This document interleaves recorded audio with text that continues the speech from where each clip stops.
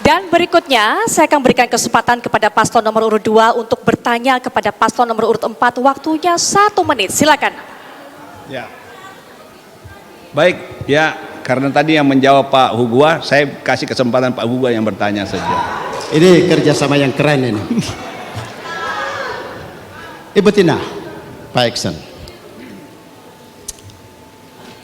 mengambil hikmah dan belajar dari pengalaman COVID-19 kemarin, kita pernah dihadapkan dengan suatu kondisi extraordinary yang menghantam semua sektor kehidupan yang ada, yaitu pandemi COVID-19. Kita berharap itu tidak terjadi lagi, namun kita juga tetap harus mempersiapkan diri terhadap adanya kemungkinan terburuk di kemudian hari. Misalkan malam ini ada kurang lebih setengah penduduk Kota Bau-Bau terserang oleh COVID kembali. Pertanyaan kami, langkah dan strategi apa yang saudara lakukan dalam menghadapi kondisi separah itu? Baik, waktunya habis, silakan dijawab. Paslon nomor urut 4, 1,5 menit. Mudah-mudahan tidak terjadi lagi, karena kemarin kita sangat merasakan tahun 2000 ya, 2019 ya,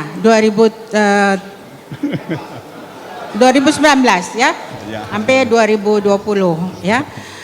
Semua kita merasakan bagaimana, apalagi masyarakat kita yang memang tidak berdaya lagi ya.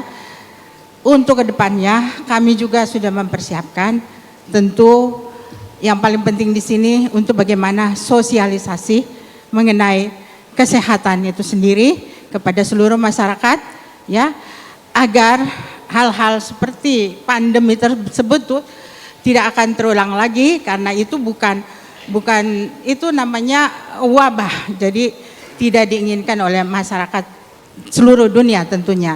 Dan antisipasinya tentunya kita kembalikan kepada pemerintah harusnya mempersiapkan diri, karena yang kemarin yang tidak terdampak dengan COVID itu adalah UMKM ya. Karena kemarin betul-betul kita jadi terkurung di rumah sehingga kita tidak berdaya. Untuk itu ke depannya kita sudah persiapkan strategi kami. Terima kasih. Waktunya sudah habis, Ibu.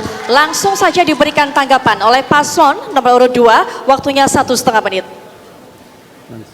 Izin Pak. Ibu Tina, ini kan kejadiannya setengah, ini hanya contoh aja, tidak terjadi insya Allah. Setengah penduduk Pulau Buton sudah terserang COVID. Oleh karena itu maka dipastikan bahwa pertama yang harus kita bentuk adalah tim tanggap darurat untuk menangani begitu masifnya korban dan begitu masifnya yang tertular. Setelah itu, karena orang dalam keadaan panik, maka pastinya juga kita harus bangun SOP yang jelas. Kemana rumah sakit rujukan, kemana masyarakat harus pergi, kemana dan kemana. Karena situasi panik diperlukan pemerintah yang keren, yang mampu tanggap, yang harus menyiapkan harus menyiapkan institusinya yang pas. Yang ketiga baru kita bicara bagaimana penyuluhan, bagaimana edukasinya, bagaimana anggaran yang mesti kita siapkan. Karena terkadang terjadi wabah, tetapi pemerintah tidak tanggap, menyediakan anggaran yang tidak cukup. Oleh karena itu maka anggaran menjadi begitu penting. Makasih, Betina. Masih ada waktu, Bapak silakan. Ada yang mau ditambahkan? Cukup. Baik, cukup. Silakan, langsung saja diberikan tanggapan terakhir. Paslon nomor urut 4. Ya, terima kasih. Tentu hal tersebut di luar dugaan kita sebagai manusia.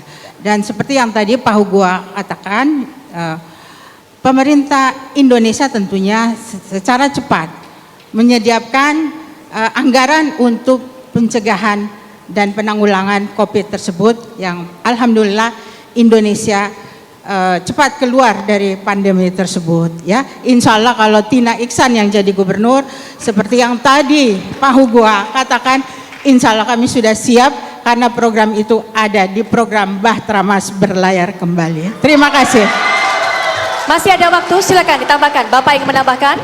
Ya, saya tambahkan Pak Hugua yang terhormat. Insya Allah Pak, tadi saya sudah dengar langsung penjelasan Bapak.